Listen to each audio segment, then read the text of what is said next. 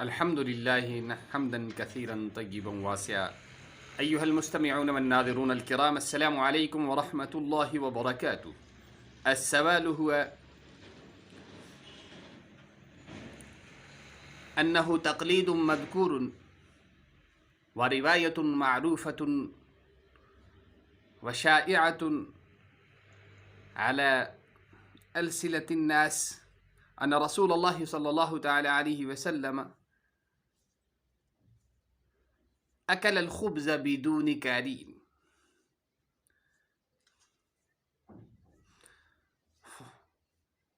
فعلى الفور جاء نحلة وقال عندي عسل، ثم ذهب علي رضي الله عنه وسأل النحلة كم أنت حلو العسل وكيف تحلو عسلك؟ فأجاب النحلة أنا أصلي على النبي صلى الله عليه وسلم، لهذا السبب عسلي حلو، لذلك